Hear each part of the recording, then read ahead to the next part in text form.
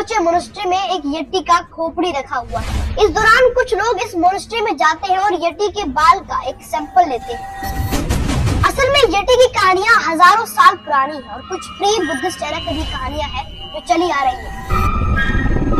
Experts ने कहा कि ये ना तो किसी इंसान का बाल है और ना ही किसी जानवर का बाल है और ना ही ये कोई बाल है।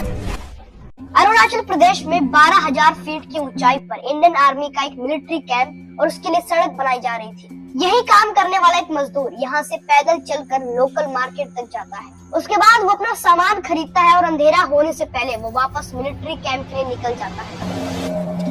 अगले दिन एक लोकल आदमी अपने घोड़े के साथ उसी रास्ते से गुजरता है और इस एक बहुत ही अजीब तरीके से बैठा हुआ था। उस आदमी को लगता है कि इसने शराब पी है। वो उस मजदूर को आवाज लगाता। धीरे धीरे वो आदमी मजदूर के पास जाता है और देखता है कि इस मजदूर की तो गर्दन टूटी हुई है और ये सांस भी नहीं ले रहा, ये जिंदा नहीं हो सकता। पास में उसका मोबाइल और पैसे बिखरे हुए थे। ये कोई एक्सीडेंट हुआ होता तो वो नीचे गिरा पड़ा होता, लेकिन ये तो बड़े ही अजीब तरीके से बैठा हुआ है। बाकी पूरी डॉक्टर्स के पास ले जाया गया तो डॉक्टर ने कहा कि जिस तरीके से ये हड्डी टूटी हुई है वो किसी भी इंसान के लिए तोड़ना बहुत मुश्किल। लोकल लोग बताते हैं कि जब पुलिस बुलाई गई तो पुलिस को इसकी बॉडी पर एक बाल मिलता है और जब इस बाल को चेक कराया जाता है तो ना तो ये किसी इंसान का बाल निकलता है और ना ही किसी जानवर का।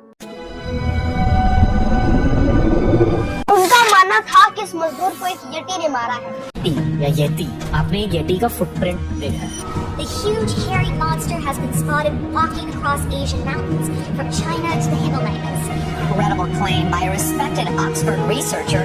He says he has proof that the Yeti, the abominable snowman of the Himalayas, is in fact real. British mountaineer Eric Shipton और उनके साथी माइकल वॉर्ड्स माउंट एवरेस्ट पर चढ़ाई करने के लिए एक ऑल्टरनेटिव रास्ता ढूंढ रहे थे। पंजे का निशान दिखता है, 13 इंच लंबे और 8 इंच चौड़े। ये इंसानों के पे कोई इक्विपमेंट नहीं था, इसलिए उन्होंने बगल में एक कुल्हाड़ी रख दी और कुछ ये तस्वीरें ली। ये फोटोज इतनी पॉपुलर हो जाती है कि दुनिया भर के अखबारों और मैगजीन्स में ये फोटो छपती है। इन फोटोज के पब्लिश होने के बाद एक रेस शुरू हो जाती है। पूरे दुनिया भर से लोग आते हैं माउंट एवरेस्ट पर और यटी को ढूंढने की कोशिश करते हैं। इस उम्मीद से The search has taken him into some of the most spectacular scenic areas of the world, to breathtaking vistas of natural beauty. उनके हिसाब से ये एक एप जैसा क्रीचर है जो साइज में इंसानों से बहुत बड़ा होता है। इसके लंबे लंबे आर्म्स होते हैं और काफी पावरफुल छाती।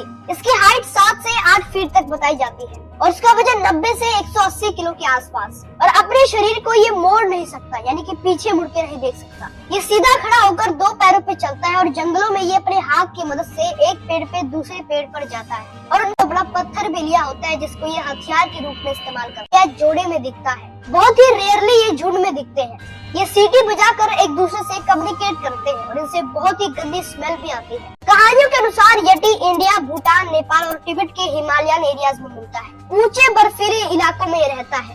यटी वर्ड आता है शेरपा वर्ड ये ते से, जिसका मतलब होता है क्लिफ ड्वेलिंग बेयर, चट्टानों में घूमने वाला भालू।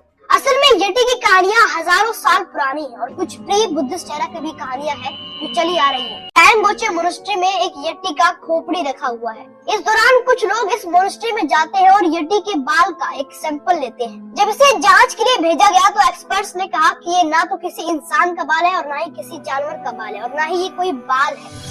The testing concluded that the hair on the Yeti scalp did not belong to an unknown species or a cryptid creature. साल 1939 में जर्मनी के नाजी पार्टी ने एक सीक्रेट मिशन के लिए तिब्बत आए। जियोलॉजिस्ट एंड शेफर भी इसी नतीजे पे पहुंचे थे। जब यहाँ के स्थानीय लोगों ने कहा कि ऊपर यटी रहता है तो ये अपने बंदूक के साथ ऊपर गए और उसे मार दिया। जब वो पास गए तो उनको पता चला कि जिसे लोग यटी कह रहे हैं वो एक्चुअली में एक तिब्बतन बियर है।